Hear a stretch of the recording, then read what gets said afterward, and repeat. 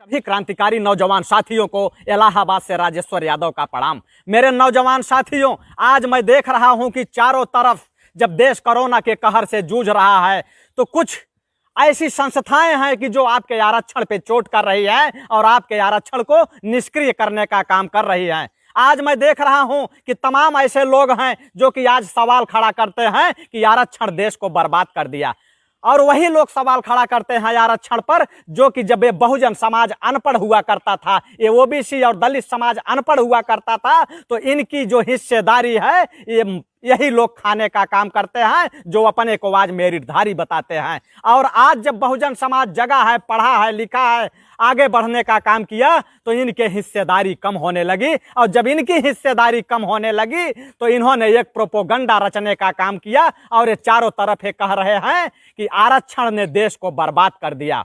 मैं इनसे पूछना चाहता हूं, मैं इनको खुला चैलेंज देता हूं कि कभी आकर के हमसे आरक्षण पर ही डिबेट कर लेना, अगर तुम्हारी मां ने तुम्हें दूध पिलाया है तो।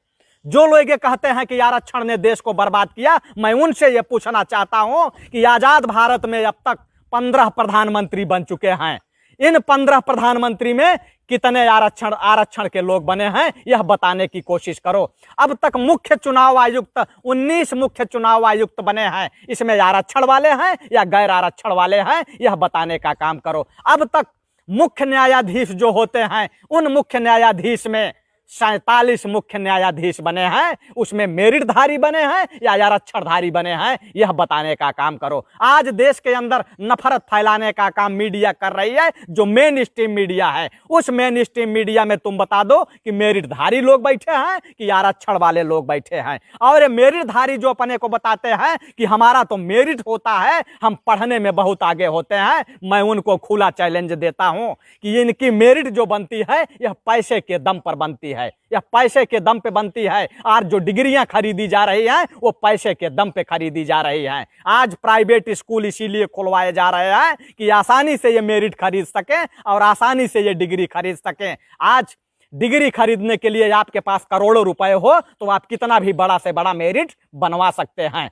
और जो लोग ये कहते हैं कि देश को बर्बाद करने में आरक्षण का हाथ है, मैं उनसे ये पूछना चाहता हूं कि किसी भी देश को बर्बाद करने में सबसे बड़ा हाथ और सबसे बड़ा योगदान वहां की अर्थव्यवस्था का होता है, लेकिन भारत की अर्थव्यवस्था को खत्म करने में सबसे बड़ा योगदान यहां के घोटालों का रहा है। और यहां के घोटालों की सूची उठा के देख लो, तुम यहां की सूची उठा के देख लो कि अब तक देश के अंदर जितने घोटाले हुए हैं बड़े बड़े, वह घोटाले करने वाले आरक्षणधारी हैं या मेरिटधारी हैं। सबसे पहला घोटाला हमारे देश में 1948 में हुआ था, जिसे जीप घोटाला के नाम से जाना जाता है। दूसरा घोटाला 1951 में हुआ था, जो साइकिल खरीद घोटाला के नाम से जाना जाता है। 1956 में हरिदास मुदड़ा घोटाला होता है। 1963 में प्रताप सिंह कौर घोटाला होता है। 1965 में पटनायक घोटाला होता है। 1974 में मारुति घोटाला होता है। 1987 में HWD घोटाला होता है। 1987 में बोफोर्स घोटाला होता है।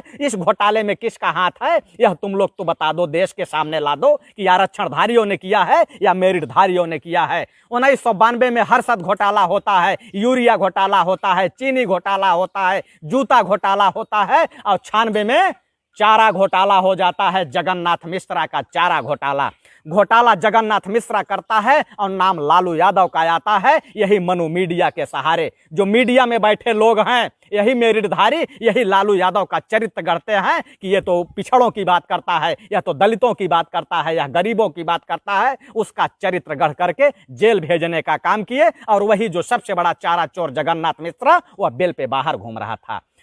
भाजपाइयों का सबसे बड़ा घोटाला तहल का घोटाला था, जिसमें कि भाजपा के राष्ट्रीय अध्यक्ष बंगारू लक्ष्मण का नाम आया था। वहां भी बता दो कि मेरिटधारियों ने घोटाला किया कि आरक्षण ने घोटाला किया। यूटीआई घोटाला हुआ, आदर्श घोटाला हुआ, ताबूत घोटाला हुआ, जो कि एक शर्मनाक घोटाला था ताबूत घोटाला। 1999 में जब हमारे देश के जाबाज सिपाही कारगिल का युद्ध लड़ रहे थे और दुर्गम चोटियों पे चढ़ रहे थे, उस समय पाकिस्तानी गोलियों का शिकार हो रहे थे, उनके शरीर गोलियों से छलनी हो रहे थे, उनकी लाशें जो आ रही थी, वह कफन घोटाला करने वाले लोग यही मेरिटधारी लोग हैं।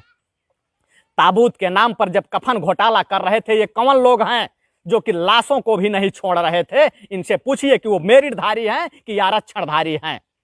उसके बाद 2G स्पेक्ट्रम घोटाला हुआ, राफेल घोटाला हुआ, तमाम बड़े बड़े घोटाले हुए हैं। अगर उन घोटालों की सूची निकाल दिया जाए तो 3 दिन लग जाएगा पढ़ते पढ़ते कि देश को बर्बाद मेरिटधारियों ने किया है कि आरक्षणधारियों ने किया है। उसके बाद देश का पैसा लूट करके विदेश भागने वाले लोग, जिन्होंने कि बैंकों को डुबा दिया, वह चाहे ललित मोदी हो, चाहे मेहुल चौकसी हो, चाहे विजय माल्या हो, चाहे विक्रम कोठारी हो, वह जो लोग देश का पैसा लूट लूट के आज विदेशों में शटल हुए हैं, ये कौन से लोग हैं, यह भी बताने का काम करो। लेकिन मनु मीडिया नहीं दिखाएगी। यह मीडिया इसलिए नहीं दिखाएगी क्योंकि वहां जो बैठे हैं लोग वो आरक्षणधारी नहीं है। आरक्षणधारी होते तो वो देश की सच्चाई दिखाते।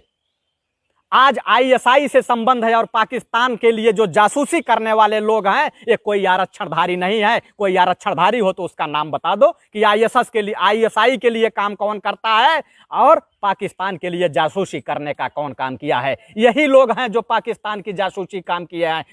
कोई आरक्षणधारी पाकिस्तान की जासूसी के लिए काम नहीं किया। ये तो गनीमत है, यह तो गनीमत है कि आज़ादी के पहले आरक्षण नहीं था। और नहीं तो ये लोग कह देते कि मुगल कैसे देश में आए, तुर्क कैसे इस देश में आए, गजनी कैसे इस देश में आया, गोरी कैसे इस देश में आया, डच कैसे आए, अंग्रेज कैसे आए, आरक्षण के कारण आए। ये अपने निकम्मेपन को नहीं बताएंगे, अपने नाकारेपन को नहीं बताएंगे, ये बताएंगे कि आरक्षण के कारण देश बर्बाद हो रहा है। आरक्षण के कारण देश बर्बाद होने की बातें तब करने लगे जब लोग अपनी भागीदारी मांगना शुरू कर दिए कि हमें अपनी भागीदारी दे दो।